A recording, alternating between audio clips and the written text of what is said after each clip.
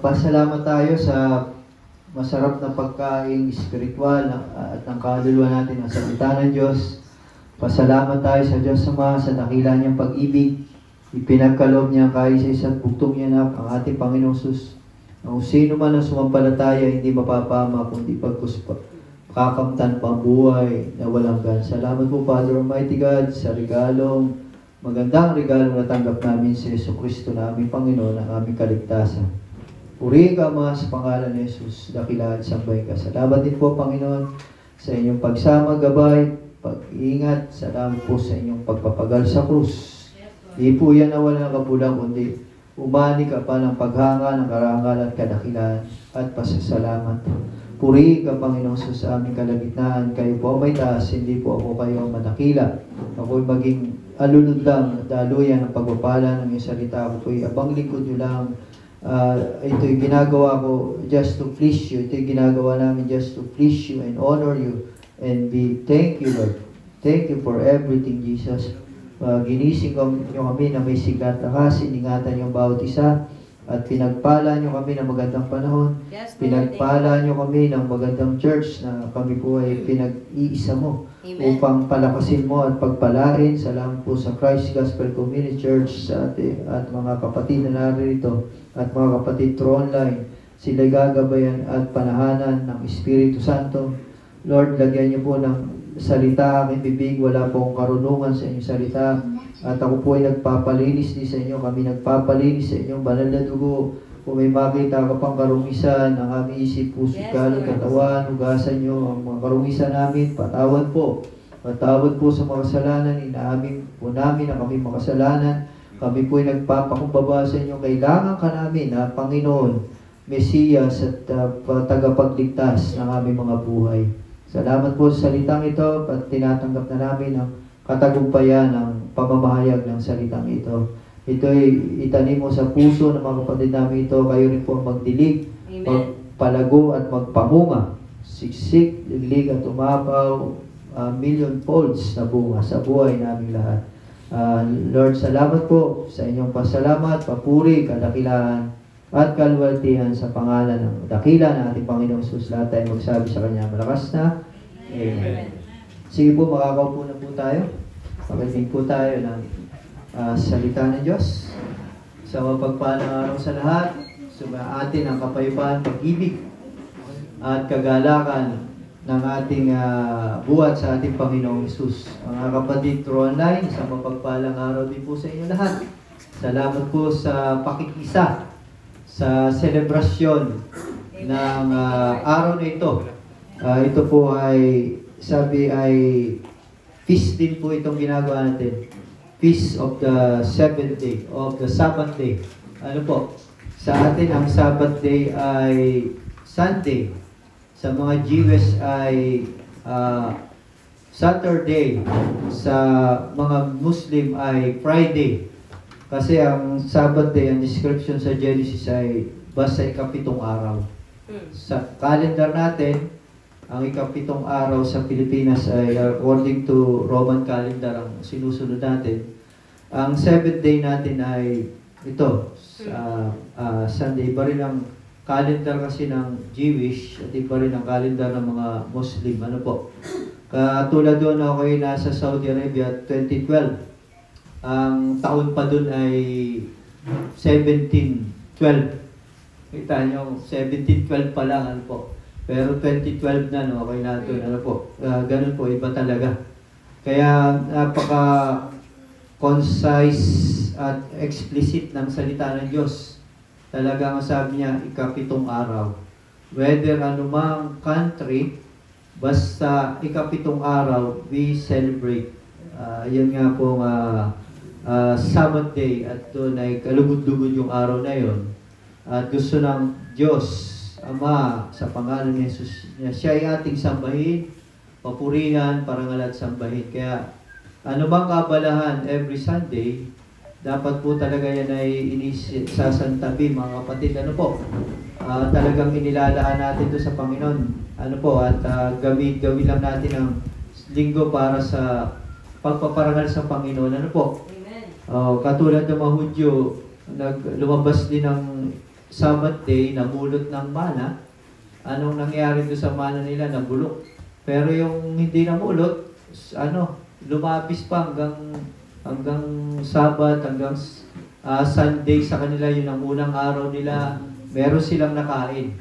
Kaya ganun po, may blessing and may curse ang Sabbath day. Blessing sa mga obedient and curse sa mga disobey. Kaya we encourage you, my dear brethren, igalang po natin ang Sunday, why ko nabanggit yan kasi in relation yan sa ating pag-uusapan about Christmas, ang topic natin ngayon ay about Christmas. Should the Christian shall celebrate Christmas on December 25? Ito ba ay biblical or unbiblical? Ito ba ay tama ayon sa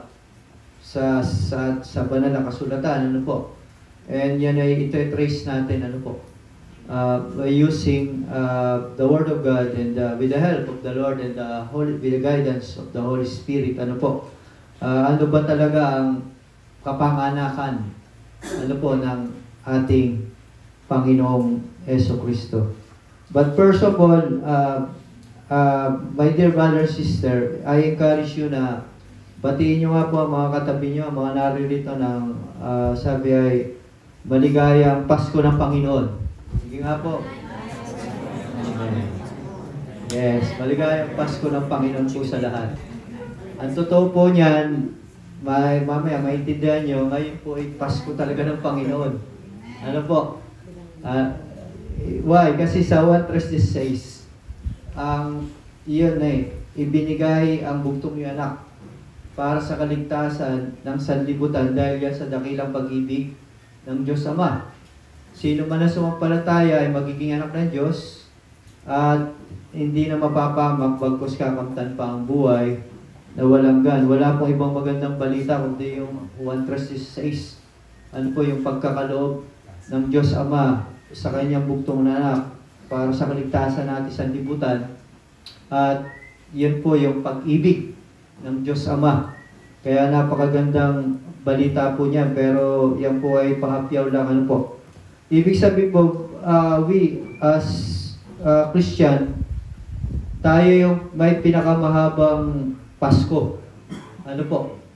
Dahil ibig sabihin, ang Pasko sa atin dapat araw-araw, hindi lang during December 25. Why? Kasi dapat araw-araw, just like the Holy Father Almighty, araw-araw siya nagmamahal. Hindi lang tuwing araw ng December 25. Araw-araw siyang nagkaloob. Araw-araw siya nagpapatawad. Kaya tayo, mga Pentecostal o Evangelical Christian, araw-araw tayong nagbibigay, hindi lang December 25, araw-araw tayo nagpapatawad, araw-araw, every Sunday, parang ito, Pasko, nagmimit tayo to greet each other, palakasin, And ang na-highlight doon ay yung magandang relationship. Yung relationship natin, first of all, sa God, si Father Almighty through His begotten Son, and yung relationship natin to our brethren. That's why we call church. Ang church ay hindi yung building, kundi ang church ay yung tayo mga tao, gather together to worship God, And ang totoo po niyan, ang calendar talaga sa original na calendar sa history, 10 months lang, 10 months, hindi siya 12 months. Binago lang po yan, nagkaroon ng another 2 months, gawa ni Constantine. Nagkaroon ng pagbabago, dati 10 months lang before. Yung mga naunang emperor ng Roma, sinusunod nila 10 months. Kaya kung mapapansin nyo, ang ika-10 months ay December, dinagdag lang yung January at February. Yung January to honor yung isang emperor, to honor his god Janus. And yung February to honor yung another emperor, to honor god of Februa. February. And then they celebrate, kaya nagkaroon ng Yun ang buwan ng mga puso, which is Rome. Ano po, kaya nagkaroon ng Valentine. Ayun, pagan practices na, nagalo-halo na ano po. Kaya yun po ang ituturo ng word ni God ngayon, maging matalino tayo gaya na ahas, maamong gaya ng kalapati. Kasi hindi natin alam, tayo pala nagkakasala na. Pag tayo ay nakikiayon sa mga festival ng Roman Catholicism. Actually, ang Roman Catholicism talagang galing yan sa influensya, galing sa Roman Empire. Karamihan ng kultura ng buong mundo ngayon, pinaghalong mga kultura, lalo na yung Roman at Greece. Ang tawag yan Hellenistic. Pinagsama-samang kultura o doctrine. Akala natin, we worship God during December 25, but the truth, mamaya malalaman natin, is wrong. December 25 is not the birth of our Lord Jesus Christ. Ano po? And according to Matthew chapter 2, verse 8, noong isinilang ang Panginoon, gano'n daw ang sitwasyon ng Israel. Sabi doon ay may mga pastol na nasa parang at nagbabantay ng kanilang mga tupa ng gabing iyon. Sabi, nung isinilang ating Panginoon, may nagpapastol sa tupa. May nagpapastol ng tupa sa kaparangan. Pag tinignan nyo ang climate ng December, actually kaya 10, di ba, balikan ko yun para malinaw, the word, yung December, the word decem means 10, di ba? Sino ba magaling mo sa trigo rito?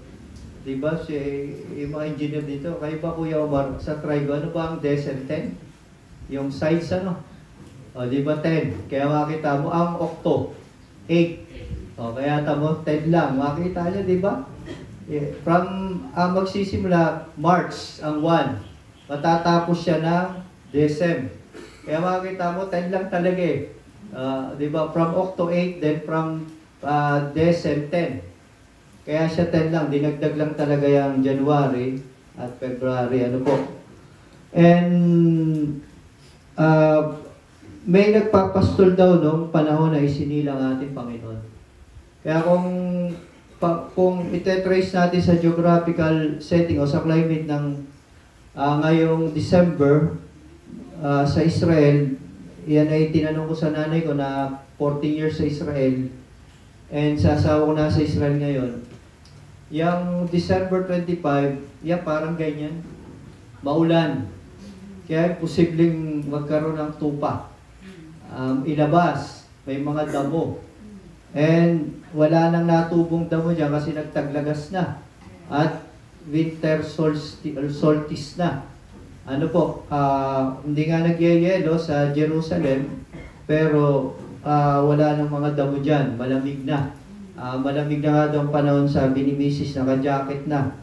But sabi rito, ang nag-guide sa three mago ay stars. Ibig sabihin, open ang sky, parang sa atin summertime, di ba? Kaya pag ganitong panahon, kita nyo, may paggabi, may makita ba kay star pag ganyan? Doon pala kita mo na talagang hindi December 25 ang birth of our Lord Jesus. And kung ito'y pag-aaralan mo, according to panahon ng Jewish, ito'y mang nangyayari between September, August and September. Yung patapos ang summer, which is yung harvest. Kasi yung mga damo, yun yung kinakain din ng tupa. Papansin nyo po, yung mga pinagtabasang damo. Pakain din nila yun. At yun ay ipe-prepare din nila yung mga damo yan for this coming winter na ang hayop nila ay nasa pulungan. Yun na nga yung sabsaban. Doon kinukulong ang ating ang mga hayop during winter season. Yun ang naging lugar na doon ipinanganak ang Panginoon sa isang sabsaban. And it's between yung patapos ng summer, nangyayari yan, August then hanggang sa first part ng September, which is the fall season. Papasok na yung fall season sa Israel. Nalalagas na ang mga halaman, nalalagas na ang mga halaman. At wala na mga damo, nalamig na rin. Kaya makikita nyo, maring according to Lucas chapter 2 verse 8, ganun ang kapanganakan ng Panginoon. Pero walang nadetalya talaga. Ang akin lang ginagawa, magkaroon lang kayo ng idea. Pero hindi pa rin to tumpak, o concise. Pero at least ay medyo close, di ba? Close, Kaya yun po. Kaya December 25 is not the birth of the Lord Jesus Christ. Maganda araw po, abot pa naging official lang na December 25 ang kapanganakan ng ating Panginoong Kristo nung i-proclaim ni Constantine ang December 25 ay birth of the Lord Jesus Christ. Hanggang dinagdag din ni Constantine ang January to honor their gods Janus and February to honor God February. Kaya naging February yun, naging 12 na ang kalendar natin. Gawa ng tayo, Pilipinas, Roman, influensya tayo ng Roman Catholic. Kaya most of our culture, even calendar natin ay sinusunod natin yan. Kaya mga kapatid, makikiabot nga ako ng aking sa Batanggenyo Tampipik. Yung mga lalagyan. And December 25, and we celebrate in the whole world as Christmas. But did you know that when you celebrate Christmas means Christmas? Kaya araw-araw din merong Christmas. Ibig sabihin yung gawain ito sa Panginoon, pagpupuri. Kaya Christmas. Dati, nung panahon ng Kastila, may simbang gabi. Nagkaroon ng simbang gabi kasi naisip ng mga Franciscanong pare ay hindi makasimba yung mga tao dahil farmer sila. Nagtatrabaho sa araw. Kaya nagkaroon ng simbang gabi para yung mga farmer ay bago pumunta sa bukid nila ay nakapagsimba na. Kaya nagkaroon ng simbang gabi. Kaya yon? The rest is history. Christ means Christmas. Yung gawain ng pagpupuri para sa Panginoon. Kaya araw-araw sa atin sabi ay may pagmamahal. That's the true meaning of Christmas, the love and not the giving. Giving is only the product of the love of the Holy Father. That's why we give, because we love. Dapat ganun po. Hindi yung you give pero wala namang love. Marami nagagawa yan kahit yung mga politiko. Makapagbigay lang pero wala namang di galing sa puso. Kaya tayo, hindi naman masama mag-give pero be sure na ang pagbibigay niyo ay produkto ng iyong pagmamahal. Pero kung nagbibigay lang kayo pero walang pagmamahal, hindi kayo pagpapalain ng Diyos. That's like the Holy Father, for God so loved, di ba? Naunang love. The Word, tayo, that He gave, di ba? The love is the product of generosity of the Holy Father Almighty. He gave His only begotten Son, di ba? The generosity of giving of the Holy Father for us to be saved. And that is Jesus Christ. He is the best ever special gift that we receive from the Holy Father. Jesus Christ born upon this world. Kaya sabi sa Isaiah, He will call Emmanuel, or God is with us. At yun ay nangyari sa John chapter 1 verse 14-15. Siya, ang salita ay naging nagkatawang tao at namuhay na kasama namin. The scripture was fulfilled. Nakikita nyo?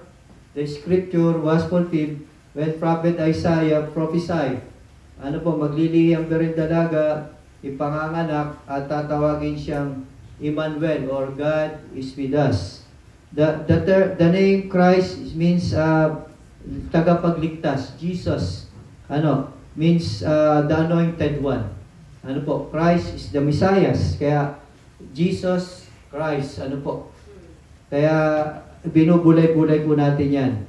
And when we celebrate Christmas during December 25, we compromise. Ano po? We compromise to Satan. Why?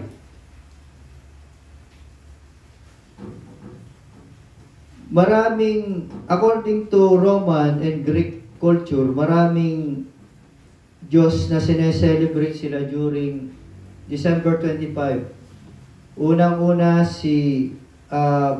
yung Diyos ng araw ni nakauna-unahang emperor si Marcus Aurelius, si Sol Invictus, son of God or unconquered son. Ano po, ang kanilang iniaalay kay Sol Invictus, Diyos ng araw, ang conquered son, ay isang puno para silaban. Ano po? Kaya that's why yung Christmas tree is a pagan practice din.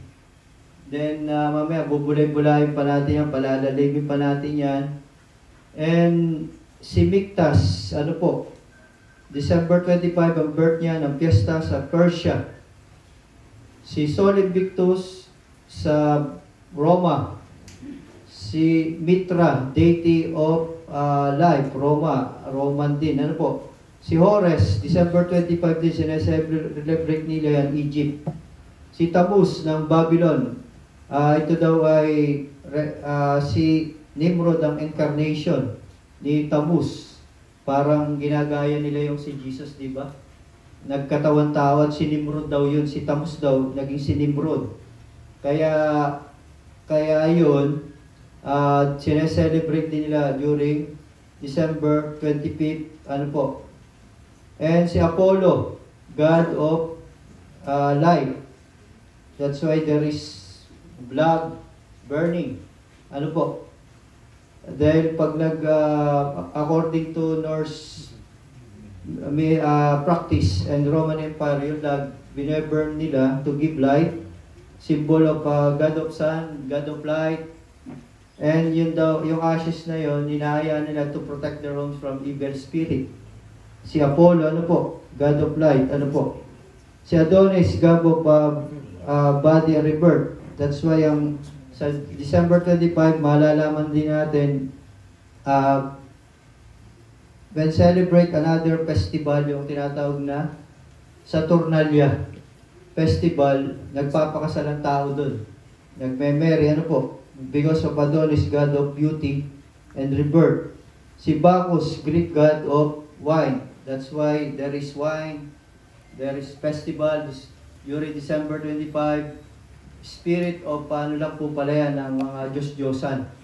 Nakita nyo, nag-intermarry na lang. Through the course of the year, na-adapt, nag-escalate pa.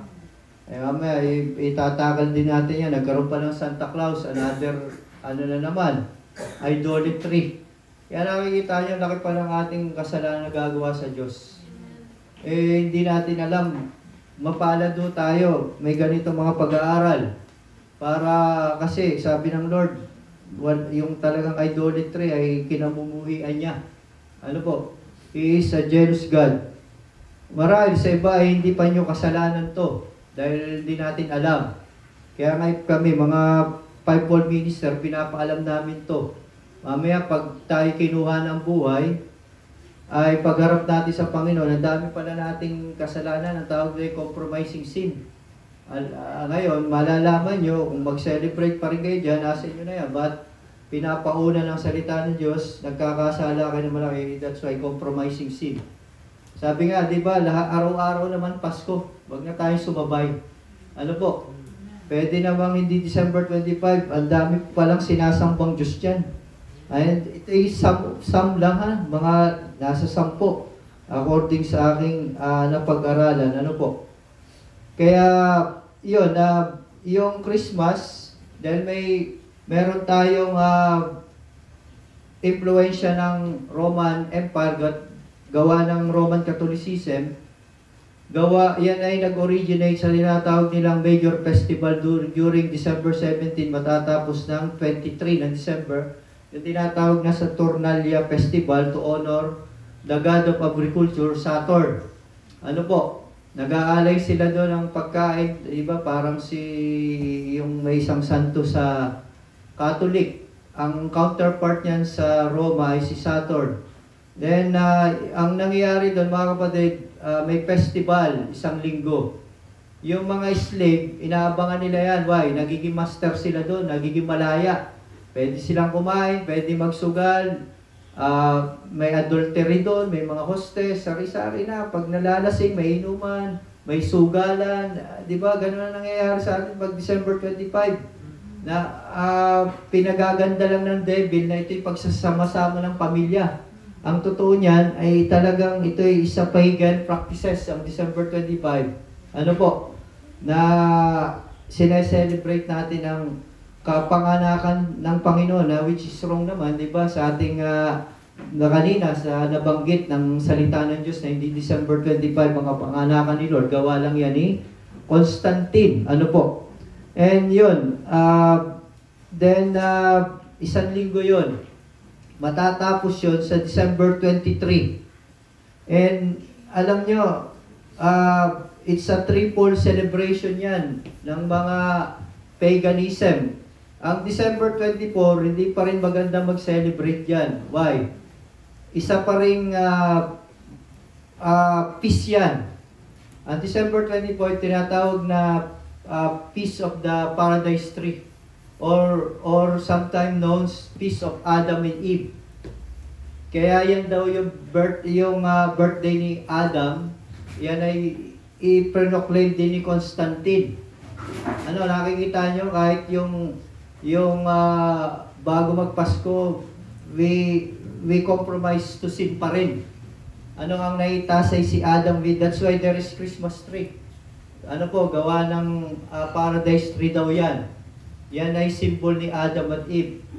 And on December 25, yun, to honor Sol Invictus, the son of ang conquered son, ito yung Diyos ni, yung first emperor ng Roman Empire, si Marcus Aurelius. Ano po?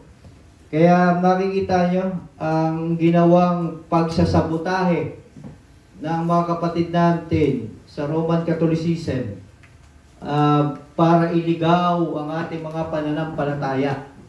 Ako po'y hayagan sinasabi ko kasi this is the truth. Ano po, kahit po ako'y questionin nyo, ay may basehan ako history and the Holy Bible. Kaya makita nyo, pinagtatama ako ang history and the Holy Bible. At marami pa kayong matatagpo ang maling practices nating mga Pilipino. Na kaya hindi pala pinagpapala ang bansang Pilipinas because a lot of pagan practices to honor mga Diyos-Diyosan. Ano po, na hindi dapat tayo dyan nakikisa. Kasi yan ay kasuklam-suklam na kasalanan sa Diyos, yung compromising sin.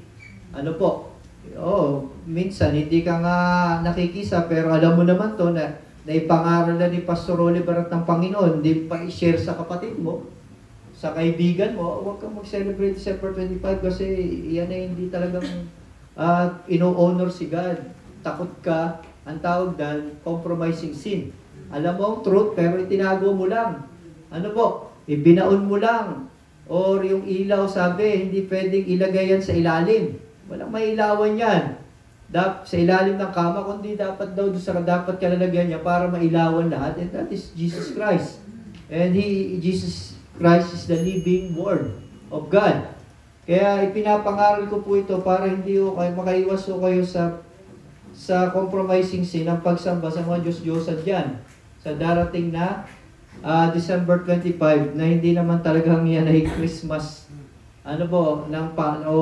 Pasko ng pagsilang ng ating Panginoon. Ano po? Kaya nga mas maganda ko kasi yung talagang pagsilang ng Panginoon natin, magandang mensahe dyan na fulfill ni God, ni Father Almighty God, yung pangako niya na ibibigay ang Mesiyas. Yan po yung magandang regalo na natanggap natin sa ating Diyos Ama, si Jesus yung kaligtasan natin. Kaya lang ang devil, si Satan, gagawa ng manipulation ng pante-terrorize ng truth, haluan ng mga ibang doctrines para iligaw ang pananampalataya natin. Ano po? Pag naligaw ang ating pananampalataya, bagsak na lahat. Hindi ka pananahanan ng Holy Spirit, hindi ka pagpapalain ng Diyos. Kaya napaka-big deal po nitong pagtuturo ng Panginoon ngayon. Ano po? Kasi tayo pala'y nakikipag-isa sa karumal-dumal na kasalanan sa Diyos Ama. Yang December 25, maraming Diyos-Diyosan dyan na tawag doon ay nasasamba. And even sabi ay si Santa Claus, siya ay totoong naging tao talaga. Siya ay bishop ng Myra, ngayon ay modern day Turkey. Siya ay isang bishop, si Nicholas, kaya Santa Claus, pinaiksi. And yay mapagbigay na pare, obispo. Meron nga isang kwento na nagdala siya ng bag of gold sa isang nanay na may anak. Ibigay yung bag of gold para yung anak ay babayaran yung utang at hindi na maging alipin yung mga anak. Kaya siya ay naging pamoso. Talagang siya ay giver. Pero hindi niya rin gusto na siya ay maging santo o i-honor. Kaya during December 25 ay ang mas naiitaas ay si Santa Claus. Hindi ang Panginoon. Nakikita nyo? And nagkakamali tayo ng connotation. Akala ng tao, ang mensahe ng Diyos, ang mensahe ng Panginoon, ng pagsilang niya ay giving. Nagiging materialistic ang mga bata. Huwag nating sanayin ang mga bata na maging materialistic. Nakikita ko yan. Pag mga bata ay hindi nakatanggap ng gift, ay nalulungkot.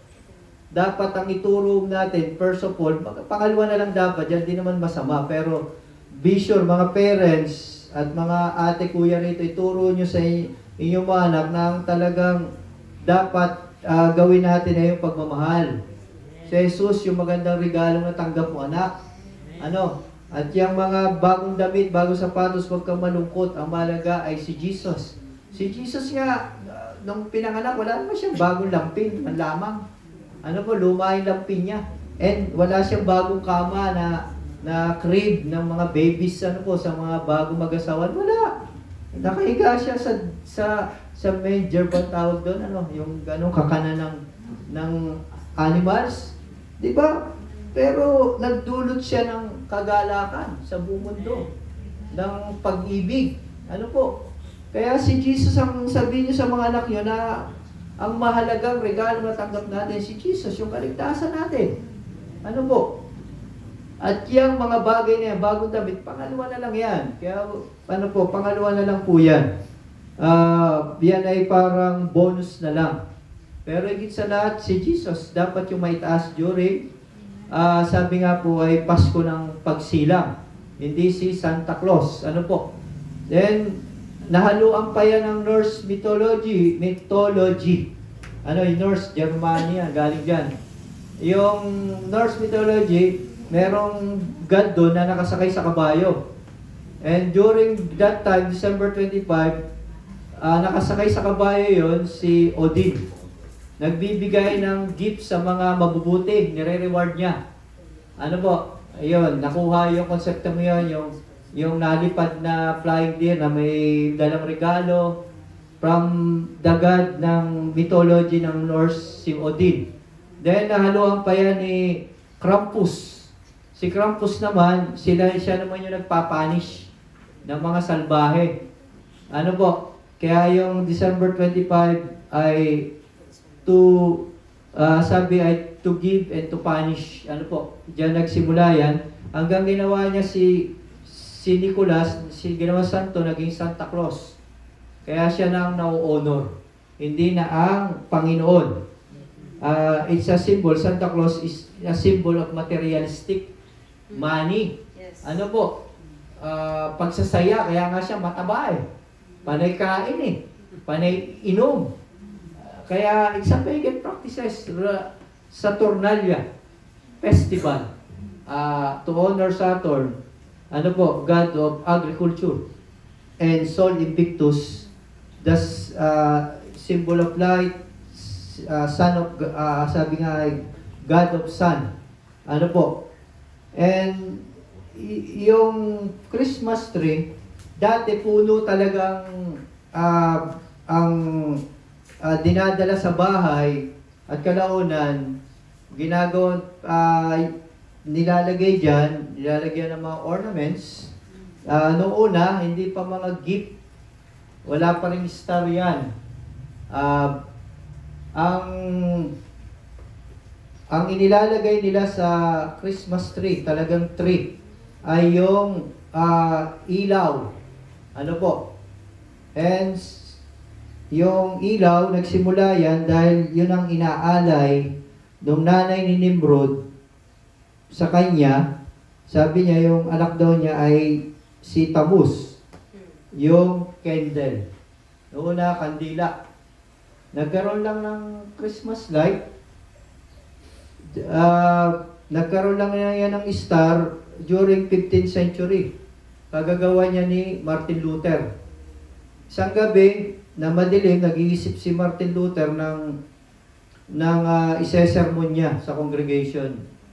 Dahil December 25 nga, ano kaya maganda mensahe? Tumingala siya sa taas. Nado siya sa woods, mga pine. Pagtingin niya, may mga star na nasa ibabaw ng pine. Nakaganon. Yes, that's my sermon. Kaya noong that time, December 25, naglagay siya ng tree. Nilagyan niya ng star, yun daw ang Diyos, ang Panginoon, symbol of light. Kaya ang Christmas tree nagkaroon ng star. Then, nahaluan pa ng Star of Bethlehem daw yun, di ba? Then, nagkaroon lang ng ornaments yan, mga gifts and candies, sinabitan na rin gawa ni Queen Victoria. Para sa mga anak niya, para matuwa. Ano po? Si Queen Victoria, nanay ni Queen Elizabeth, kung hindi ako nagkakamali. And the rest is history, pero hindi na talaga naitaas ang Panginoon during that day, lalo na December 25. Kaya that's why we as Christian, we do not di natin sinasabay ang Pasko ng pagsilang ng Panginoon during December 25. Napakarami naman, 365 days. Huwag na kayo sumabay dyan. Ano po? Araw-araw ay Pasko. Magluto lang kayo. Mga simpleng kami. Ganun po sa bahay ni na misis. Nung nalaman namin ito, tinuro ko sa mga kapatid sa iyam, di na sila sumasabay. Sabi ko, it's up to you. Ako, libre na ako sa pagkakasala nyo. Kung kayo naman ang masusunod Ako, tagapagturo lang. Kung sundin nyo ba yan, hindi nakaiwas kayo sa malaking kasalanan. Kung hindi nyo sundin, kayo na lang magsulit sa Panginoon. Hindi na po ako, dahil nagampanan ko na yung ipahayag ang katotohanan. You will know the truth, and the truth will set you free. Will set us free, di ba? Yan. There is curse. Sabi nga sa sin, lalo na yung compromising sin. Ano po? And that is the story of lahat ng yan. Christmas, ano po? It's a pagan practices na na-adapt natin sa Roman Empire. And ang Roman Empire, nagbago ng bihis, pero sila pa rin yun para makontrol nila ang power. Then nung that time, na-divide ang power ng Roman Empire because of the apostle.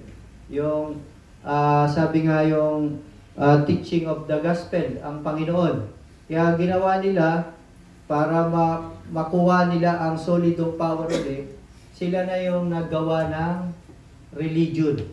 And that is the Roman Catholicism. Ano po? Which is intermarrying of doctrines. Marrying of pagan practices. Revelation chapter 2, mamaya, yan ang aking conclusion. Ano po? Yung intermarrying of doctrine, according to 7 letters of 7 churches of Asia Minor, the letter to, sabi ay Pergamo Church. Ano po? Yan, Pergamo Church yan. Yung Roman Catholicism. Pag-aaralan din natin yan, balang araw yung 7 churches na nasa kapanahunan na natin ngayon. Ano po? Well, meron ba tayo natutunan mga kapatid? Amen. True online, purihin ng Diyos at purihin ng Panginoon. Kaya yan po ang kwento dyan. Tumisled lang tayo, tumisled ng ating pananampalataya. But thanks to the Word of God, tayo ay, hindi tayo nailigaw. O kung naligaw, naiibalik tayo sa tamang forma o tamang daan ng ating pananampalataya sa Diyos. Napupunta na talaga sa Panginoon ang papuri. Di ba? Gusto natin, di ba natin ang papuri lagi sa Panginoon? That's why you do not celebrate December 25. And December 24, which is the Feast of the Paradise Tree, Feast of Adam and Eve, or 17 to 23, Saturnalia Festival. Lahat po yan ay mga pagan practices. Ang pinopromote lang dyan ay idolatry and sin. And worldly pleasure. And pwede naman sa ibang araw. Halimbawa, 27. Kaya kami sa IAM, I take this opportunity to invite you CG Church. Meron ang Jesus Living Water IAM. Yung December 1, ang ginagawa namin ay magpasalamat agad sa Panginoon. Yung unang buwan, ang unang araw, sabi na natin yan kasi nadyan Pero we do not believe naman talaga yung January. Wala tayong magagawa dyan Nadyan na yung kalendaryong yan But ipinaalam ko na lang sa inyo, at least alam nyo na. Para hindi na kayo maniwala sa Valentine's. Wala namang magsama sa atin yun kung gawin na lang natin. Kung for the sake of system na lang, pero hindi faith. Ganun na lang. Yun, January 1, Thanksgiving, hapon yun, para nakatulog na kami. Yun yung pinakang celebration na rin namin ng pagsilang ng Panginoon.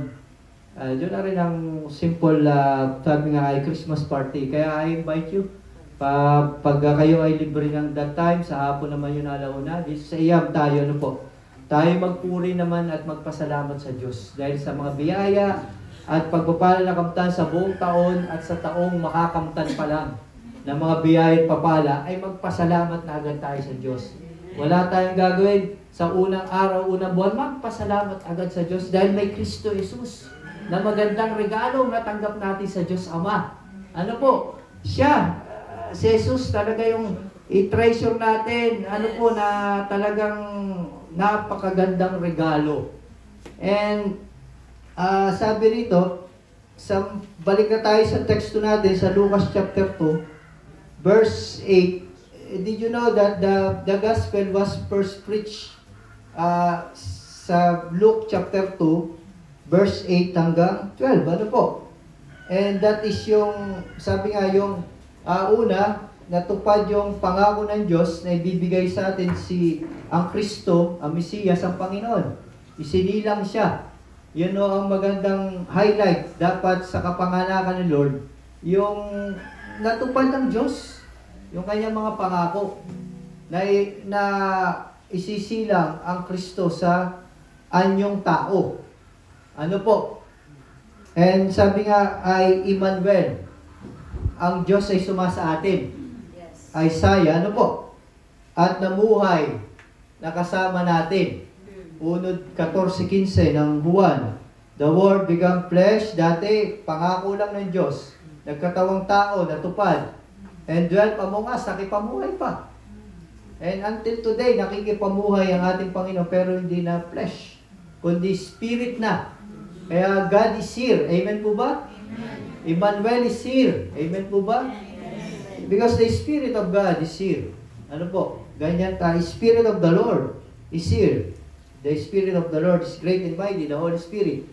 And sabi rito, nireveal nung mga anghel, nag-ianyaya sila.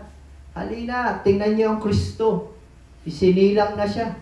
Sabi rito, may mga nagpapastol daw ng tupa. And ako ay napaluha at na-amaze nung ito ay nabasa ko. Nag-reveal sa Lord. Praise the Lord. Salamat Lord. Ako ay pastor mo. Pastol mo. Unang mo nga palang ipinahayag ang magandang balita para ipahayag sa mga pastol. Sa mga pastor, ano? Kaya kita nyo narito, ipinahayag, sinabi doon sa mga pastol. Ngayon, it represent ng shepherd, pastor. Ngayon, yung mga pastor, nangangaral, nagpipreach, nagpapaalam. Kaya po yun ang ginagawa ko. Ano po? Pinapaalam ko at ipinapahayag ang magandang balita. Ano po? Ito, natutunan ko rito kasi, wow, praise the Lord. Sabi ko, isa pala ako sa binigyan ng salita ng Diyos para ipahayag. Ano po? At sabi rito, at tumayo sa harapan nila ang isang anghel ng Panginoon na nagliliwanag sa kalangitan nila ang kaluwalhatian ng Panginoon. Ano po? Ang anghel, yan po ay messenger ng Diyos. Ano po? Noong una, yan ang pinapadala para sabihin ng mensahe. Mga propeta, ano po sa pinili ng Diyos, at yung mga propeta, kung ano yung sinabi ng anghel, ay sasabihin niya sa mga tao. Even Mary, di ba?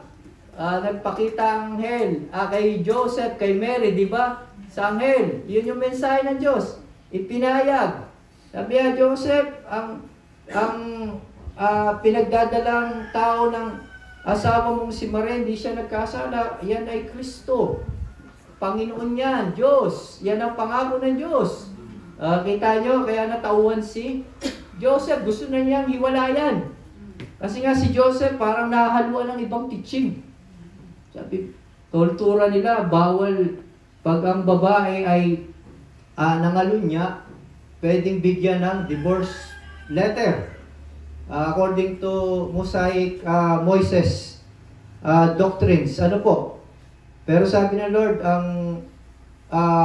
ang isang babae at lalaki na pinag-isa ng Diyos, kinasal ay hindi na pwedeng paghiwalay ng tao. Ano po? Kaya ganun si Joseph, gusto niyang hiwalayan ng palim si Maria kasi ng lalaki. Yun ang isip niya. Kasi nabuntis Hindi mo masisisi. Pero supernatural Kaya tuloy ay pinaliwanag ng Diyos through angel. Di nagkakasala at hindi ka niloko ni Maria. Yeah, he was conceived by the Holy Spirit of God. Ang ipinagdadala niya ay Panginoong Diyos, Kristo, tagapagligtas. Kaya natawan si Joseph. At tumayo, yun sabi, nagliwanag sa kapaligiran nila ang kaluwalhatian ng Panginoon. The glory of God revealed. Lumiwanag doon sa mga harapan ng pastol. Ganoon na lamang ang kanilang pagkatakot. Noong una, natakot sila. Bigla ang buwan pa yan. Nagliwanag. Diba? At saka, ito ay, ang tinatawag dito, hindi ito yung takot na masama.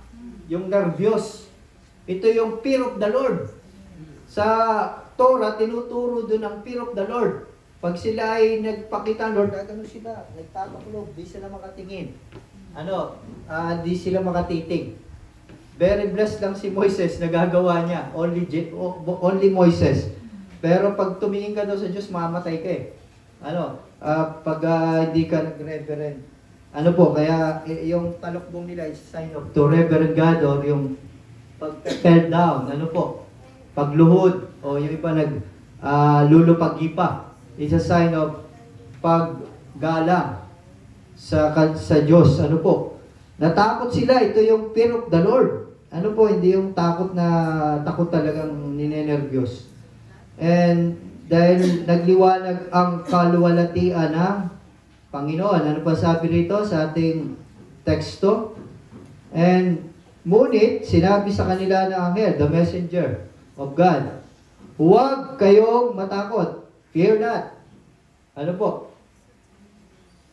Ako'y may dalang magandang balita, di ba? The good news. The gospel para sa inyo na magdudulot ng malaking kagalakan sa lahat ng tao. Sabi ng Diyos, sabi ng anghel, ng Diyos sa anghel niya at anghel, huwag kayo matakot, fear not. Kaya ang Diyos sabi niya lagi sa atin, fear not for I am with you. Diba? dumaan ka ng pagsubok, problema, I am with you. Fear not. Do not fear. Alam niyo ba kung pag-aaralan niyo sa theology, ang salitang do not fear, binanggit yan sa 66 books ng Panginoon na 365 times. Ibig sabihin, ang Panginoon ay laging ito ang paalala sa inyo araw-araw. We have 365 days on Roman calendar.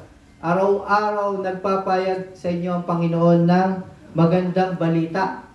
365. Do not fear. Ano po? Huwag kang matakot. At 365 pinapahayag ang magandang balita. Ang pag-ibig ng Diyos, ang kaligtasan. At 365, pag yan ay pinanghawakan natin yan, makakaranas kayo ng kagalakan. Kahit maraming problema, pagsubok, isipin niyo ito, do not fear. Ano po, 365, araw-araw yan. Then, the gospel, sabi, ipinayag sa inyo, may Kristo Jesus na isinilang para maging Mesiyas, tagapagligtas at Panginoon na ating buhay. And sabi, nagdulot ng kagalakan, 365 din yan. Ano po? Kaya nakita nyo na dun yung security na ibinibigay ng Panginoon sa atin araw. Because of the good news. Diba? Because of the good news. And because of the Lord Jesus Christ. Diba? Yung security. Tayo, iba rito sa some of you, nabili ng mga plans. Ano po? St. Peter, ano po? Pinaghahanda ng kamatayan. O yung life insurance. Bakit? Yung life insurance o educational. Ano ba purpose ng mga insurance? To give you security. Sa pagdating na araw, hindi ka na makapagtrabaho, makapag-aral ng anak mo, may pension ka. Eh, ito pang mga kapatid, what if pa yung ibinibigay sa inyong insurance? 365 days. Ano po? Nasa inyong kaligtasan si Kristo. Jesus, natanggap na natin yung best ever gift na natanggap natin sa Diyos Ama. Walang ibang ating Panginoon na isinilang sa mundong ito. Ano po? Na nagdulot ng kagalakan, ng kaligtasan, ng kapayapaan, ng katagumpayan, ng buhay at ng buhay na walang hanggan. And that is enough, mga kapatid. Para sabi, do not fear, huwag kayong matakot, huwag kayong mangamba. Ano po? We have Jesus Christ. Ano po? Isinilang. At sabi nga ay, nagkatawan tao para makapiling natin. At nakakapiling na nga natin siya by Spirit. Because the Spirit of God is here. And every churches that believe in the name of Jesus, that Jesus is Lord and Savior. Amen po ba? Amen. Yes, narito ang Espiritu ng Diyos at sa ating lahat. Nasa puso na natin sa Jesucristo. He dwell on us. That's why hindi natin siya nakikita. On our left side and right side, at the back and front, because Jesus is living in you. On the midst of your heart. Nakita nyo na ba ang heart nyo? Hindi nyo talaga makikita yan. Ano po, unless maoperahan kayo, kahit na tulog pa rin. Naririto si Lord within you. Ibinigay na ng Diyos para hindi ka magkaroon ng takot. Ang takot, sabi, ayan ay inihahasik ng demonyo. Ang takot, ang sabi ng Diyos yan ay curse. Ano po? Curse sa mga makasalanan, nakakaranas na yan. Pero sa anak ng Diyos, 1 John chapter 4 verse 18, there is no fear in perfect love of the God. Diba? Pinag-uusapan natin yung love ng God, yung best ever gift. Walang halong pagkatakot ang ganap na pag-ibig ng Diyos sa atin. Because there is Jesus Christ who give us insurance para makatiyak tayo sa buhay nito at sa pangalawang buhay. Lord, kahit ako'y mamatay sa mundong ito ay magandang kalangitan. Mas magandang buhay na hindi nagmamaliw, mas magandang lunsod kaysa sa Lucena, kundi yung lunsod na inihanda mo ang kalangitan. Ano po, na doon tayo mananahan sa piling ng Diyos Ama magpakailanman. Kaya hindi kinatatakutan ng kamatayang pisikal. Sa kamatayang pisikal, diyan mo makakamtan yung mga pangako ng Diyos. Ano po, kaya we are Christian. Hindi kinatatakutan ang kamatayan, yan ay bagsik ng kasalanan. Yan ang inihahasik ni Satan sa tao yung matakot ka physically. Ano po? Pero si Lord nag-assure, oo, mamatay ka physically, pero bubuhayin kita spiritually. That's why, on the third day, He rose again. Ano po, nakita nyo? Nakita nyo yung pagkakaugnay-ugnay ng gospel. Kaya yun ang palala at encouragement na Lord, do not fear, because the good news ay ipinahayag at natanggap na natin yung best ever gift natin. And that is the Lord Jesus Christ. Ngunit sabi rito, sinabi sa kanila ng anghel, huwag kayong matakot, ako'y may dalang magandang balita para sa inyo. Para sa atin, sa ating lahat, na magdudulot ng malaking kagalakan, great joy. Ano po? Pero itong joy na ito galing sa Diyos. Ano, hindi ito si Ate Ligaya, ha? Si Ate Ligaya, joy. Ano po? Kundi ito yung talagang joy na nag-uumapaw, outflowing. Iba yung joy na galing sa Diyos, sa joy ng mundong ito. Pangsamantala lang yon. Because of the good news, ano po? Yan. Yan ay na-experience na natin. Na-appreciate na natin. Nakita nyo, napakabuti ng Panginoon. Amen po ba? At sabi pa rito, ito na yon. Ito yung good news. Isinilang sa inyo ngayon. Diba? Personal. Ibinigay sa inyo ngayon. O, nagdedirekta si Lord. Sa iyo, sa iyo, sa iyo, sa iyo, sa akin. Diba? Personal. Talagang ang Lord, mabuti. Diba? Gusto niya ang relasyon sa Kanya ay personal. Ibinigay pa niya si Jesus para maging personal ang ating connection sa Diyos Ama. Without the Lord Jesus Christ, hindi tayo pwedeng maging anak ng Diyos. Hindi tayo pwedeng makalapit o makatawag man lamang sa Diyos.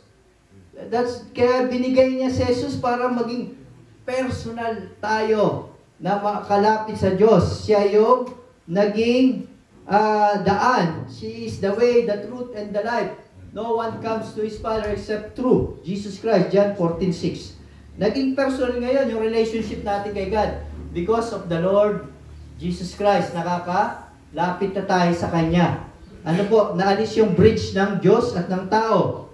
Dati, perfect, intimate ang relationship ni God kina Adam at Eve. But nagkasala ang tao, yun, ang nagpahiwalay sa tao at sa Diyos, yung sin. Ano po kaya nga kanina, una kong binanggit yung sin of compromising about mga idolatry, December 25. Kaya marahil, baka hindi madinig ang mga panalangin nyo. Yung may mga ganyan kayo sa buhay nyo. Kaya dinifine natin yon para i-meditate mo, pagsisiyan mo, at wag mo nang gawin. Ano po, ngayong alam mo na ang katotohanan. Kasi yan ang naglayo sa iyo sa Diyos, yung sin. And that is the author of sin is Satan. Lahat ay dinodoktor din ni Satan, even the life, even prosperity. Ano po, dinodoktor lahat yan. Blessing, dinodoktor din ni Satan yan. Ino-offer sa tao. Remember when Christ Jesus tempted by Satan? Yan, yung mga yan. Bibigay sa iyo kapamahalaan, kayamanan, sambahin mo lang ako. And ngayon, sa mga churches, sa mga tao, yan pa rin ang ino-offer ni Satan. Dinodoktor niya yung kagalakang galing sa Diyos. Yung worldly pleasure lang, pansamantala, kagalakan, yan ang offer ni Satan. Ano po, para ay, praise the Lord, pinagpala ako ng Diyos dahil ako ay may naiinom na Johnny Walker. Praise the Lord, pinagpala ako ng Diyos dahil ako ay, sabi nga ay, 3 ang asawa ko during December 25. Ano po, marami akong kasama, marami akong family. Diba, dinodoktor ni Satan lahat yung mga pagpapala ng Diyos, even yun, yung magandang balita. Tineterrorize, alam nyo si Satan, ang tawag dyan ay spiritual terror. Ano po, yung pinahawasak niya yung truth Terrorism, ano po, pinaghahalo-halo niya para mailigaw ang tao sa Diyos. Pero salamat sa Holy Bible. Binibigyan tayo ng wisdom and understanding about spiritual and the truth. Ano po? And sabi pa rito, malaking kagalakan. Yun ang galing sa Lord. Great joy. Ano po? Hindi yung nag-inom ka, masaya ka, kumain ka, masaya ka. Ay, panandalian niya. Pag nawala yung pag ikay nahulasan, balik ka na naman sa problema. Ano po? Kaya nga nung nag-Bible study kami kay Kuya John, sabi ko doon sa mga kapatid natin doon sa Panginoon, ayan, daw, mag-inom kayo. Bukas, malaki ang problema mo ba? Baka 5 bote ka ng emperador ngayon, yung litro, magkano na ngayon yun? Parang isa yata, 75. Pero nung panahon ko, parang 30 lang yun. Napakamahal, maninigarilyo ka pang bumuula na yung kinita, wala na. Kaya mag-aaway kayo mag-asawa mo, panandalian lang yung ligayang na nakamtan mo. Di ba, problema. Di ba, kasi yun nga, yung offer ni Satan eh. Ako, maligaya ako nun pag ako'y nagiinom, nalalasing. Ano po, nasa kandungan ng mga chicks, ano po. Ano po, Satan, ano talaga yan eh. Talagang nandidisip. Pero salamat sa Lord. Binago na ako ng Lord doon. Inalis na ako sa ganyang panluloko niya. Hindi na po tayo nagiinom, kundi ang inom na lang natin mamaya yung Lord's table na lang. Doon na lang ako nainom ng alak. Ano po, purihin na Diyos, palakpakan natin ang Panginoon. Lahat yan, tineterror ni Satan, even birth of the Lord, even death of the Lord, para siya ang may honor. Ano po nakita nyo? Kaya sabi nga ng Panginoon at kay Nanay Mimi, maging matalino kayo gaya ng ahas at maamong gaya ng kalapati. And sabi ng Panginoon, pagkatapos ko, may mga lilitaw, Matthew 24, na mga bulaang religion, false prophet, false Christ, ililigaw kayo. Yan na nga yung kapanahunan natin. Kaya hindi po ako sa naninira, mga kapatid ko through online, na hindi po tayo naninira, kundi katotohanan lang ang pinapahayag natin. And the truth will set us free. That just like Jesus Christ. Ano po? Ganun lang. Hindi siya naninira, but nagtuturo siya ng katotohanan. And sabi rito, ito na yon. Isinilang sa inyo ngayon, sa bayan ni David, ang Bethlehem. Ano po? Yun po ang bayan ni David. Ang Bethlehem ay sakop ng Judea. Pero si Jesus lumaki sa Galilee, sa Nazareth. Ano po? Kaya minsan, pag ako nagpapa-Bible quiz, saan isinilang si Lord? Nagiging Nazareth. Ano ang nakakasakop sa Bethlehem? Kala nila ay Galilee. Hindi. Ang Bethlehem ay bayan sa Judea. And ang Jerusalem, yun yan sa may Galilee. Nagkakabalik ka yata. Hindi. Ang Judea ay Bethlehem, tama. Ang Galilee ay Jerusalem. Ang nakakasakop, tama. And dati ang ancient name ng ng Jerusalem ay Ephrata. Kaya may mababasa kayo sa one of the prophet, Ephrata. Ayan yung dating tawag dyan sa Jerusalem. Ano po? And tagapagligtas, sa Bethlehem siya ipinanganak. Sabi rito, sa bayan ni David, siya ay sa genealogy ni Haring David na tagapagligtas. Ang Kristo, Panginoon. Panginoon na tagapagligtas. Walang iba kundi ang Panginoon, isinilang na daw. Kaya makikita nyo talagang si Kristo o ang Diyos, mahal niya talaga ang mga sinner eh. He first came here to save the sinner, the lost not to condemn. But the second coming, wala na. Pag naabutan ng mga kasalanan, parusa na. Pero nung first coming ni Lord, para sa mga makasalanan. Kita nyo kung itetrace nyo ang genealogy ni Jesus Christ from mga makasalanan. Ano po? Si Rahab, right? Yan yung matriarka ni Jesus sa sa tao ni na David. Si Rahab ay isang prostitute, isang Gentile, nakatira sa Jericho pero mataas ang pananampalataya sa Diyos, tinago niya yung mga tiktik. Kita mo, si Rahab, napangasawa yung isang tiktik doon. And yun ang naging mga magulang ni Boaz. Si Boaz, naging asawa si Ruth na isang Moabita, pero may konting dugo ni Abraham yan, kasi ang Moabita galing kay Lot. na pamangkin naman ni Abraham. Pero si Rahab talaga, purely Gentiles. Kaya mahal ni God tayo mga makasalanan Gentiles. Ano tayo? And then yun, na naging pinagmula ng mga kings, David and the Lord. Yun, very blessed si Rahab. Noon, pinupulaan, lagi pinagchichismisan dahil babaeng pakakak. Pero tamo, doon pa pala, yun pa palang pinili ni God para doon yung dugo na magamit para isilang ang Lord dito sa katawang tao. Kaya doon mo makikita, talagang mahal ng Diyos ang mga makasalanan. Lagi siya may magandang plano sa atin. And doon mo maiisip si Jesus Christ para sa mga makasalanan. Kaya nga yung breaking of the bread, di ba yun yung paliwanag ko, yan ay symbol of holy body at holy blood ni Jesus. Pag ayaw mong bigyan yung kapatid, pinagkakait mo sa Yesu Cristo. Dahil sabi mo, baka magkasala, makasalanan ka rin, makasalanan din ako. Para kanino pa yan? Walang banal dito. Okay tayo? Huwag niyong pahirapan ang paglapit ng mga, sabi nga ng mga apostol, paglapit ng mga makasalanan sa Diyos. Dahil sa ating mga doktrina lang naman, na pang sarili. Ang totoo niyan, si Jesus, para sa mga makasalanan. Give it. And that is the good news. Ibigay mo yan. Ipahayag mo yan. Mayroong tagapagligtas para sa iyo na ikay makasalanan. Si Jesus yun. Di ba? Minahal ka ng Diyos. Di ba? Kaya napakaganda ng pagpapala ng Diyos na ito. Sabi rito, tagapagligtas ang Kristong Panginoon. At sabi pa rito, ito ang inyong palatandaan, sign. Di ba? Sabi ko, pinag-aaralan natin yung ating pag-aaral every Tuesday. Kung gusto niyo magka-gifts, bago kayo mag-perform yan, as sign. Ano po? As sign to the Lord. Nagbigay ng palatandaan. Matatagpuan ninyo ang isang sanggol na nababalot ng lampin at nakahiga sa isang sabsaban.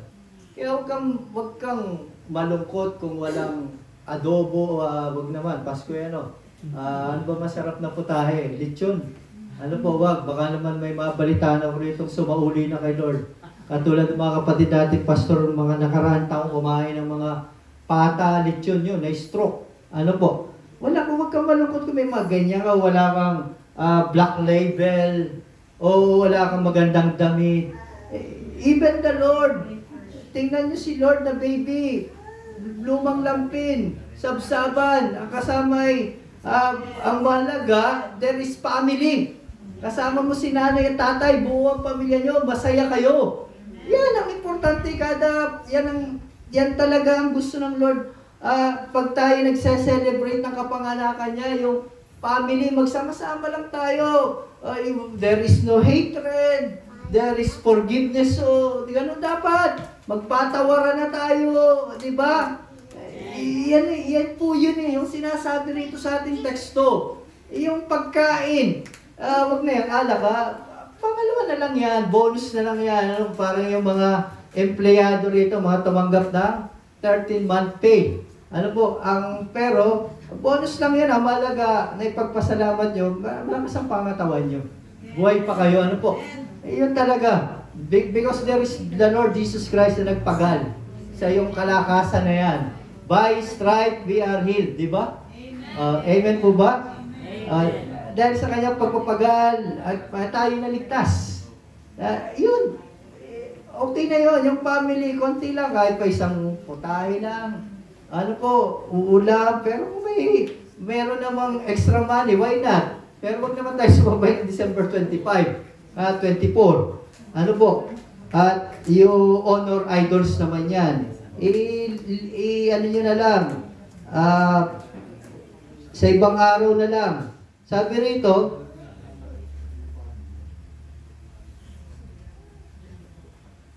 yun, si Lord, yun daw ang sign. Biglang lumitaw kasama ng anghel ang isang malaking hukbo ng mga anghel sa kalangitan, sila'y nagpupuri at umaawit. Sabi rito, papuri sa Diyos sa kaitasan at sa lupa ay kapayapaan sa mga, sa mga kinalulugdan niya. Dati sabi ko sa inyo, batiin niyo ang mga katabi niyo na maligayang Pasko ng pagsilang natin, Panginoon. Christmas ngayon. We celebrate, may papuri. Yan ang importante. Kaya December 25, yun, sige, mag-awain na lang tayo, magpuri sa Diyos, konting salo-salo. That's it. Ano po? Yun ang gusto talaga ng Diyos, mapuri na lang siya dyan sa mga araw na yan. Kaya yun, tamo yung mga anghel, nagdiwang, nagpuri, nagparangal. Ano po, kalugod-lugod po sa Diyos yan. Yan naman ang, nagtanggap tayo ng regalo sa Diyos, di ba? Tumanggap ba tayo ng mga 30-month pay?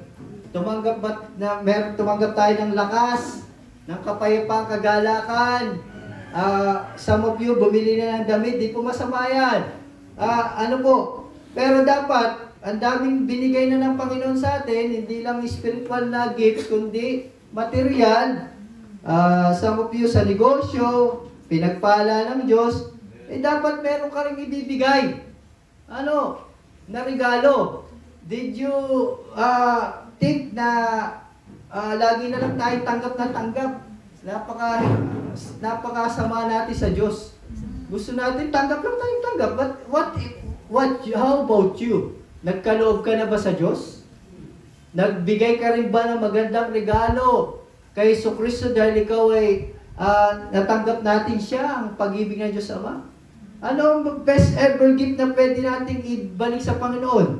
Yun, pwede. Magpatawad ka ng iyong kapatid. Nakasama ng loob. Ikaw na mag-initiate.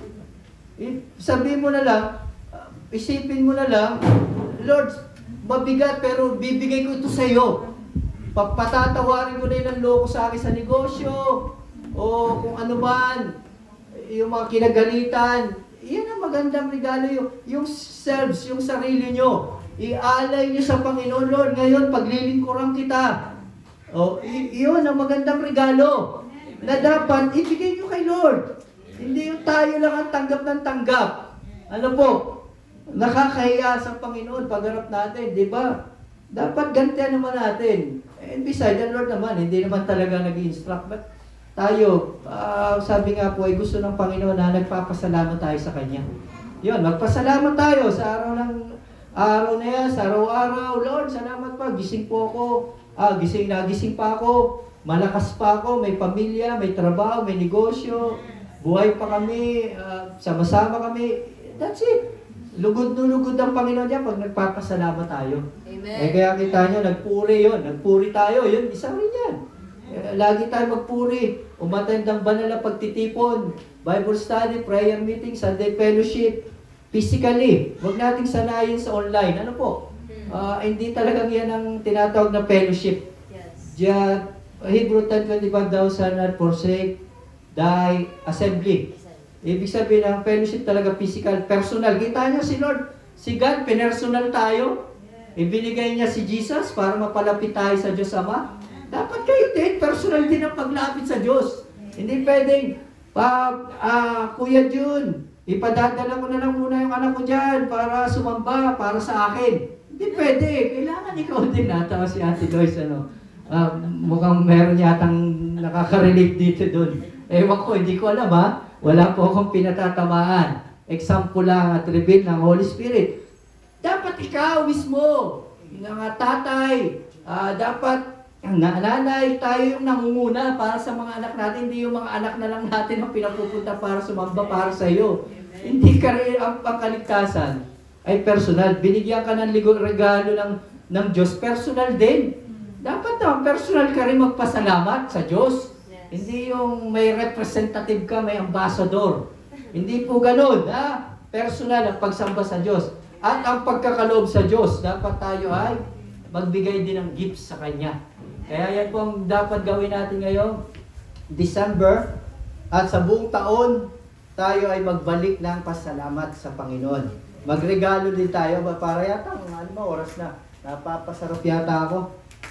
Mukhang sabi to si Pastor Oliver, gagawin ko na yan para pipindutin ko na lang, mawala na habang mag-preach. Ang habang mangaral, alam nyo, pagsalita ng Diyos talaga, gumapoy, siguro parang hanggang madaling araw, pwede tayo mag-usap niyan. Nung kami ang nakaraang Tuesday, uwian na, pero nag-uusap pa rin kami. Yan eh, makikita mo talagang there is great joy upon your heart, good atmosphere, there is Holy Spirit, dahil sa magandang regalong natanggap natin. Tapusin ko lang konting tiyaga pa. Nang makalis sa mga anghel, pabalik sa langit, ang mga pastol ay nag-usap-usap. Tayo na sa Bethlehem. Pumunta sila para masaksihan nila yung ginawang katuparan ng pangako ng Diyos. Tingnan natin ang pangyayaring ito na ibinalita sa atin ng Panginoon, mismong the Lord. Galing sa Panginoon tong ating pinag-aaralang Bible. Hindi ito basta galing katang-isip. Sabi, galing sa Lord. Magandang balita sa atin ng Panginoon. Nagmamadali silang pumunta roon at natagpuan nila si Maria at Jose. Excuse me. Then, there is great joy. Yung puso nila talaga lumulukso sa gala, kapayapaan dahil sa narinig nilang magandang balita na tinupad na ng Diyos Ama pangako niya. Ano po, na ipinanganak ang Kristo Jesus. Gusto nila masaksihan yun. How blessed all those people, mga simpleng tao, pasto lang. Ano po, na araw-gabi na doon sa pastola, binabantayan yung flocks. Ano po? Kaya yun ang function talaga ng mga pastor, to take care of the flocks. Hindi iniiwan. Ano po? At ibinahagi ng Panginoon ng magandang balita, ibinabahagi naman sa inyo, nagpapakain. Lagi. And sabi rito, natuwa sila. Kita nila si Jesus Christ na nakahiga sa sabsaban. Nang makita ng mga pastol na sanggol, isinalaysay nila ang sinabi ng anghel tungkol dito. Namahayag na sila ngayon, nag-testify. Ano po, pag-alis nila doon sa mga kababayan nila, halina, isinilang na ang Kristo Jesus. Nakalado siya sa sabsaban. Yun yung, that's why may mga pastor ngayon na nangangaral sa mga churches. Ipinangaral ang Diyos na tagapagligtas, ang magandang balita. Ano po? At hanggang ngayon, ganito po ang nangyayari sa church natin dito sa Christ Gospel Community Church. And nabangha ang lahat ng makarinig sa sinabi ng mga pastol.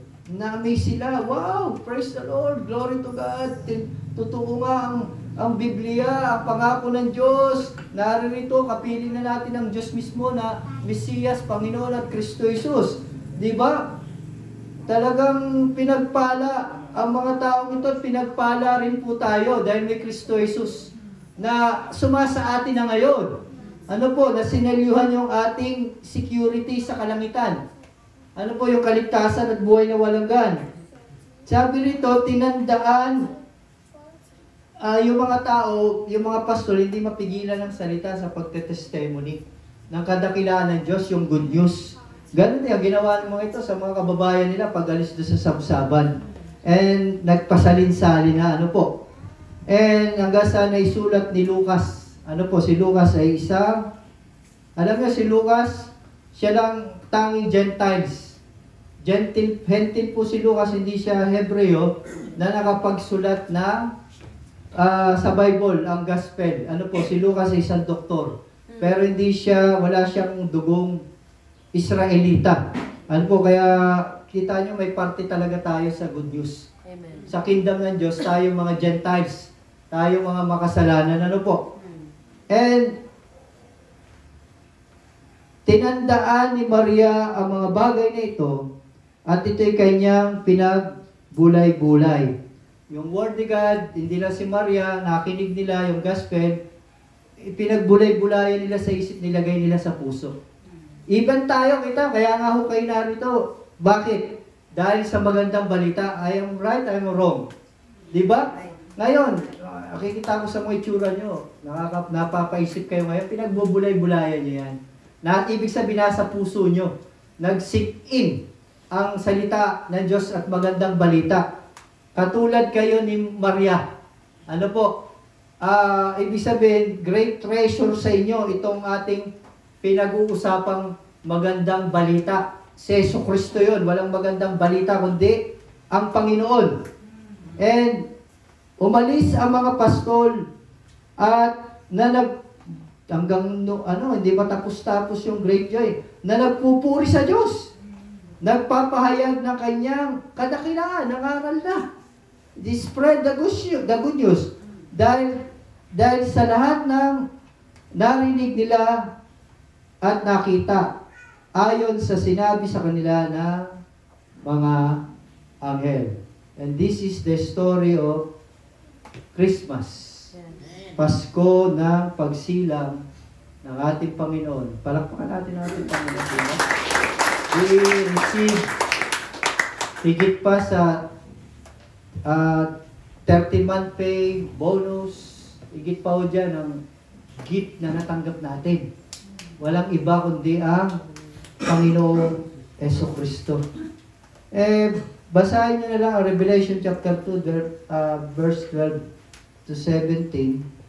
Makikibasa nga ako para malaman nyo as a conclusion. Kailangan kasi may conclusion tayo para talagang busog na busog tayo. Ito yung nangyari hanggang sa kapalawan natin, intermarrying of doctrines. Sino na dyan? Revelation chapter 2 verse 12. Naalala ko lang kasi magkakasala ako sa Diyos, hindi tapos yung magandang balita. Sino po na dyan? Okay, Kuya Jen, for the glory of the Lord. Okay. Pahayag chapter 2 verses 12 to 17. Ang mensahe para sa iglesia sa Pergamo. Verse 12. Isulat mo sa anghel na iglesia sa Pergamo. Ito ang ipinapasabi ng may hawak na matala sa tabak na sa magkabilay may talim. Nilalaman ko kung saan ka nakatira, sa lugar na pinagaharian ni Satanas. Ngunit nananatili kang tapat sa akin. Hindi mo tinalikuran ang iyong pananampalataya sa akin, kahit noong si Antipas na tapat kong lingkod, ay patayin dyan sa kalagitnaan ninyo sa bayang tinitirahan ni Satanas. Subalit may hinanakita ko sa iyo. May ilan sa inyo na sumusunod sa katuruan ni Balaam na nagturo kay Balak upang mahikayat ang mga Israelita na magkasala. Kaya't kumain sila ng mga pagkain inihandog sa mga Diyos-Diyosan na takiapid. Verse 15, may ilan din sa inyo sumusunod sa katuruan ng mga Nicolita. Kaya magsisi na kayo talikuran na ninyong mga kasalanan.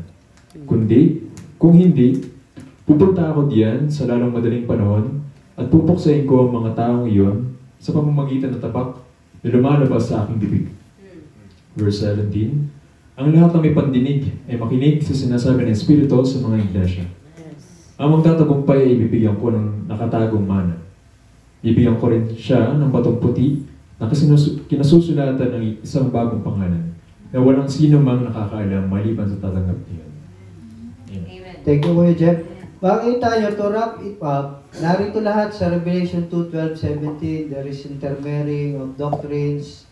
Pergamo from the Greek word, pergamos means intermarry.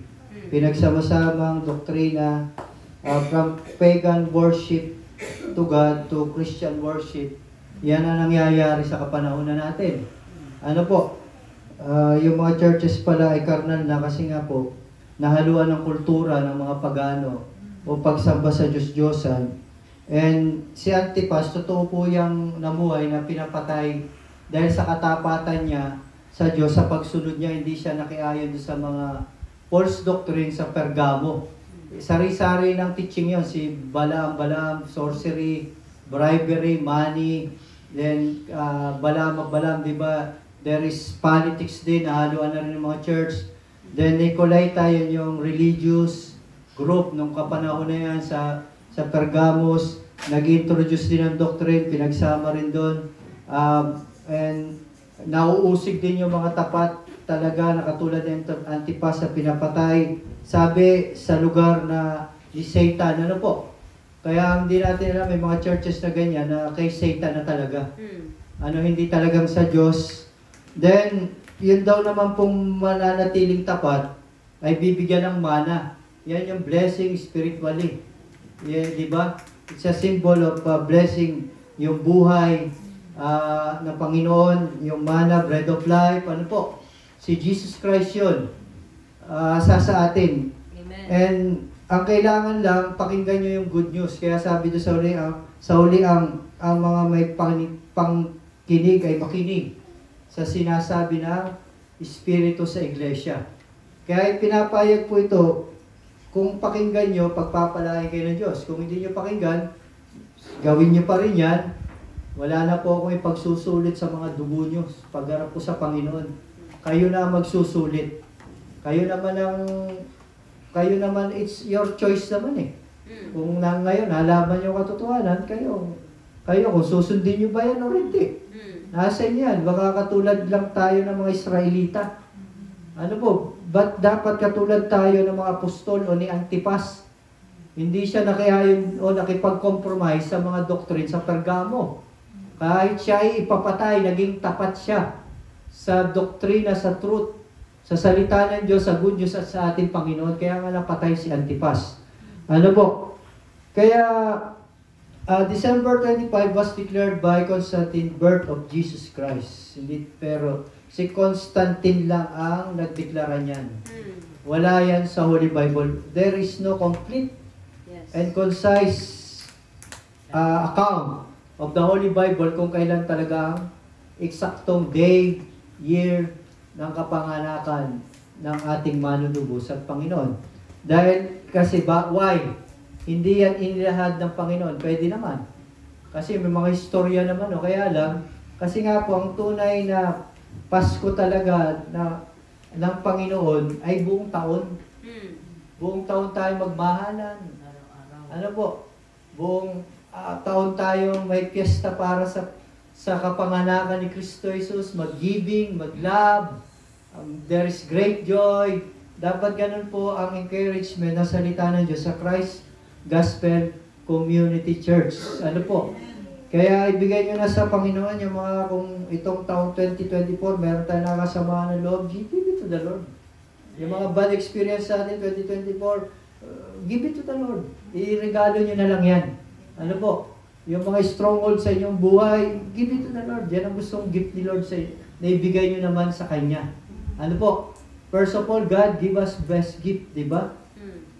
Si Jesus Christ, binahal tayo ng Ama. How about you? This is the challenge na iiwanan ko ngayon. How about you? O me? O us? Kasama po ako dun. Meron na ba tayong ibinigay na regalo kay Kristo Jesus? Let us meditate that question. Kaya tumayo po tayo. Tayo pa magpasalamat sa salita ang ating natanggap sa ating Panginoon.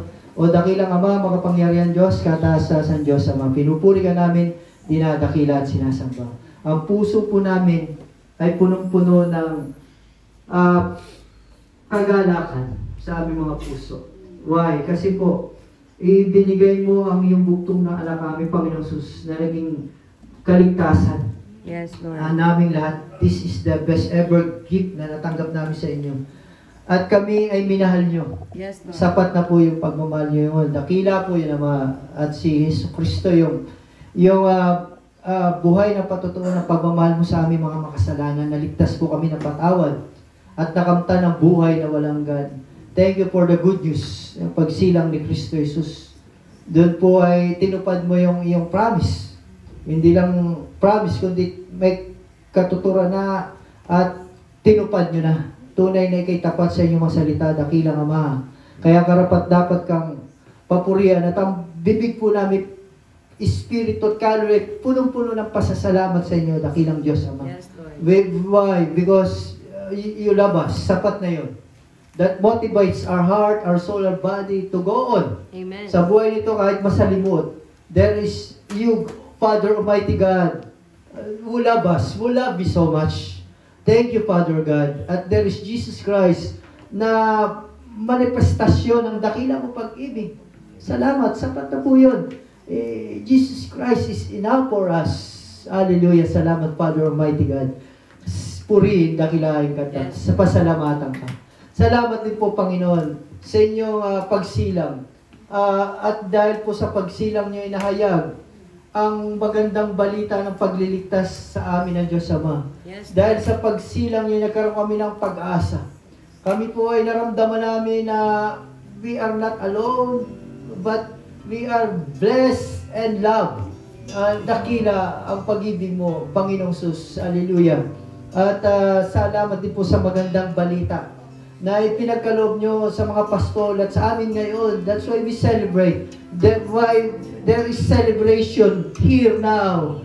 Because of you, Lord. Hallelujah. Because of you, we worship you. Kayo lagi ang may taas. Kayo lagi ang mapapurihan. Kayo lagi ang madakila. Why we give? Because of you, Lord. Why we love? Because of you, Lord. Hallelujah. Why we forgive? Because of you, Lord. We give it to you, Lord. Just to please us, you, Lord. Hallelujah. Just to honor you, to worship you. It's all about you, Jesus. Ang pagtitipong ito, it's all about you, Jesus. Hallelujah. Why there is a family? Because of you, Lord. You are the center of our family. Keep it intact, Lord, in personal and closeness sa bawat isa, Panginoon, even this church. Why there is Christ Gospel Community Church, there is Jesus Delivery. Because of you, Lord, we are celebrating your victory, Panginoon. Hallelujah, hallelujah. Salamat po, Lord. Words cannot express sa kadakilaan mo, Panginoon. Kulang pa ho ang mga salitang namumutawi sa aming big, sa aming puso, para pasalamatan, patanggapin niyo po ang aming pasalamat, papuri, galing po ito sa aming puso, at ito magbigay ng kaluguran sa inyo, Panginoong Sus. At sa taong 2025, Lord, patuloy ka namin sasambahin, paglilingkuran at pararangalan until kami po ay magsulit sa inyo, sa Diyos Ama, at ibibigay mo na ang korona ng gantimpala ng buhay sa aming mga nananalig at nananampalataya sa inyo. Kayo po ang naitaas sa pamamayag na ito. Hindi po ako abang lingkod nila kagaya ng mga pastol ngayon. Ako isa rin po doon na nakakinig ng magandang balita at inilagay ko sa aking puso. And there is trembling of our hearts and our soul because of the good news that we heard. Hallelujah. Thank you for your good news. And you are the good news, Panginoon. Hallelujah, hallelujah. Salamat po, Lord. At patuloy po namin spread out yan, yung magandang balita, Panginoon, para magbigay kalakasan, pag-asa at kagalakan sa mga makarinig nito at maramdam nila the Holy Father Almighty love the sinners because of the you, Lord, na isinilang sa mundong ito, kami mga makasalanan ay natubos, naligtas at nakamtan ng buhay na walang at hindi lang yan. Itinuring pa kaming inampung anak ng dakila, banal at kataas-tasang dakilang Diyos Ama. Because of you, Jesus. It's all you, Jesus. Lahat ay iyo, Lord. Wala kaming pag-aari rito. Wala kaming magagawa, Panginoon, kung wala ka, Panginoon. It's all you, Jesus. Ikaw lahat ang may gawa. Wala po kaming ambag dito. Why? May magandang buhay na kami. May magandang negosyo. Because of you, Lord. Gagagawan mo yan, Panginoon. Kaya dapat ka naming pasalamatan, papurihan at handugan din naman ng magandang gifts. At yun po yung aming mga papuri, yung aming parangal at pagsunod sa inyong utos. Ito po ang aming inihahandog na magandang regalo. Tanggapin niyo po, Lord. Ito po inaalay namin sa inyong harapan. Ang mga sarili, inihahain po namin para may regalong kalugod-lugod sa inyo, Panginoon. Tanggapin niyo po yun. Alam po namin, ito po hindi nakakasapat sa inyong kadakilangan. But ito po'y galing sa aming mga puso, Panginoon, yung paglapit sa inyo, Panginoon. Maging malapit pa ang bawat isa sa taong 2025, Panginoon. In even relationship dito sa Christ Gospel Community Church, maging marugdog pa, intimate at personal, Panginoon. At laging ang mag-motivate sa kanila yung pag-ibig nyo, dakilang Diyos Ama, ang pag-ibig sa bawat puso. And that is you, Jesus Christ, our Lord and Savior. Palakpakan natin ang Panginoon. How great you are! Hallelujah! How great you are! Jesus Christ! There is power in the name of Jesus Christ. There is salvation in the name of Jesus Christ. There is victory in the name of Jesus Christ of Nazareth.